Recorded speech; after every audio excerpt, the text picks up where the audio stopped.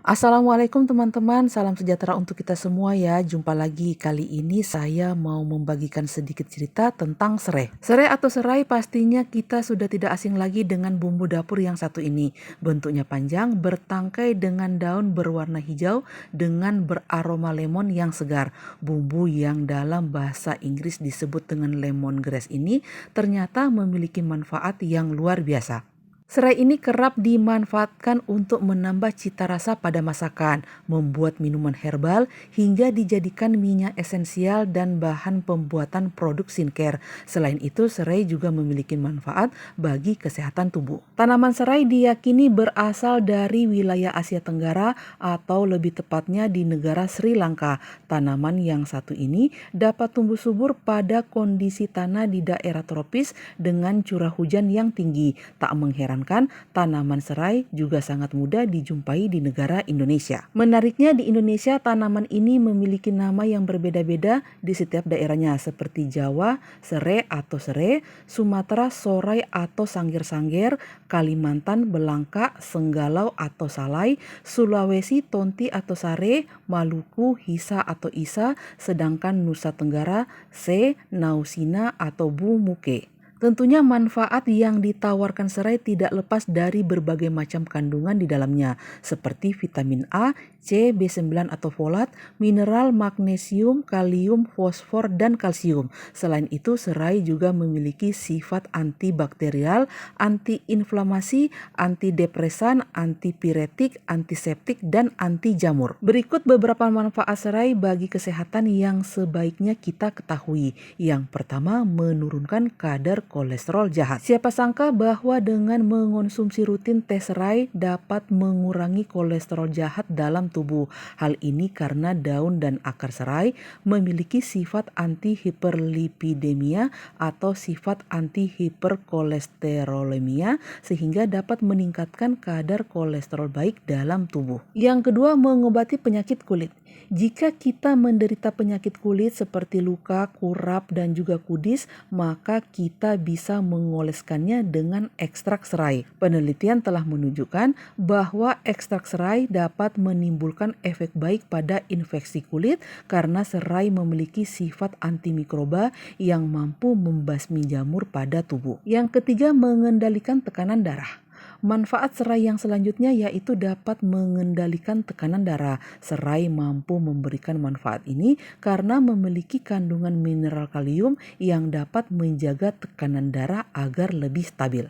Yang keempat, mengobati insomnia. Dengan rutin mengonsumsi teh serai, kita akan lebih nyenyak saat tidur dan insomnia pun akan berkurang. Sebab penelitian mengatakan bahwa teh serai dapat membuat kita lebih tenang dan rileks sehingga berpengaruh pada kualitas tidur kita. Yang kelima, detoksifikasi. Manfaat serai terakhir yaitu dapat membantu membersihkan zat-zat beracun yang masuk ke dalam tubuh. Detoksifikasi dengan menggunakan tanaman serai dapat membantu melancarkan fungsi berbagai organ tubuh seperti fungsi hati dan ginjal. Agar mendapatkan manfaat yang optimal dari serai, rempah ini harus diolah dengan cara yang tepat. Salah satu cara pengolahan yang paling mudah namun memberi khasiat yang efektif adalah dengan mengolahnya menjadi teh serai. Ada banyak masakan Indonesia yang menggunakan serai pada bumbunya, misalnya saja soto. Lantas sebetulnya apa fungsi serai pada masakan?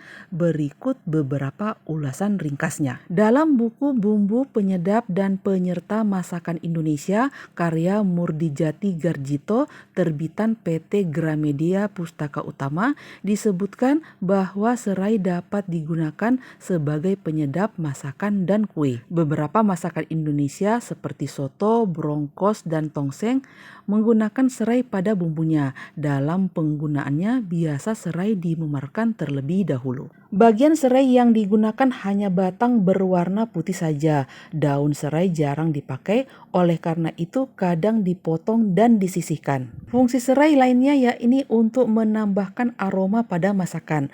Tak hanya itu, serai pun dapat digunakan untuk wedang atau minuman. Dengan menambahkan serai pada masakan dan minuman, nafsu makan akan bertambah sebab hidangannya menjadi lebih harum dan sedap. Kebaikan serai dalam masakan tak cuma menyedapkan saja, namun juga bisa mengurangi bau amis pada bahannya, misalnya ikan dan daging. Untuk menggunakannya, cukup tambahkan batang serai yang sudah digeprek pada masakan berbau amis tersebut. Dengan begitu, bau amisnya akan hilang. Di Indonesia, batang serai juga digunakan sebagai pengganti tusuk sate, terutama pada aneka sate lilit khas Bali. Penggunaan serai sebagai tusuk sate dapat membuat aroma masakan menjadi lebih harum.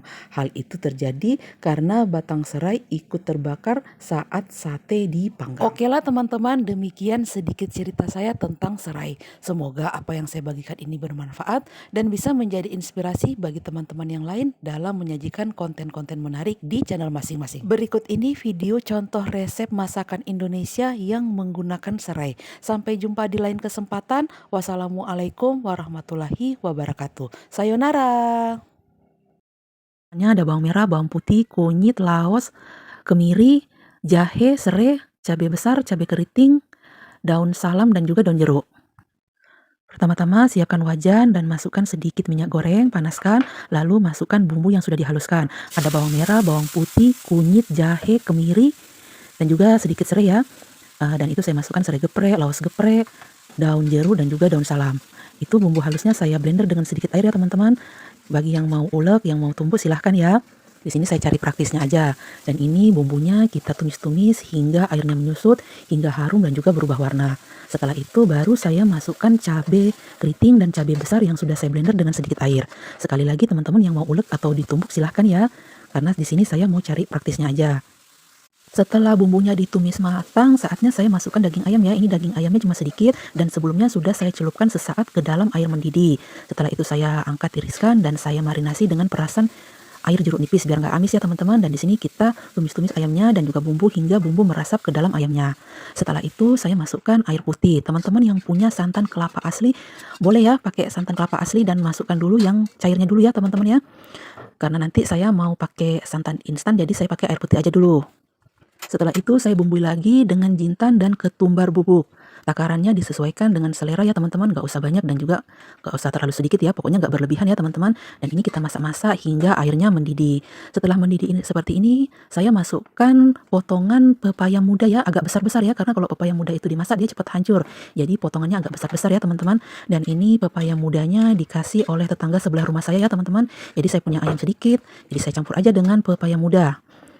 Nah, setelah matang seperti ini pepayanya dan airnya juga sudah agak sedikit menyusut, ayamnya juga sudah matang, saatnya saya masukkan santan instan ya, ini yang cair. Teman-teman yang punya santan kelapa asli boleh ya pakai ya, dan di akhir masukkan santan yang kental ya, karena kalau yang encer udah dimasukkan di awal dan itu bumbunya hanya garam dan sedikit gula. Teman-teman yang mau pakai penyedap, pakai kaldu-kalduan boleh ya. Dan di sini gulainya sudah matang ya teman-teman, jangan lupa koreksi rasa.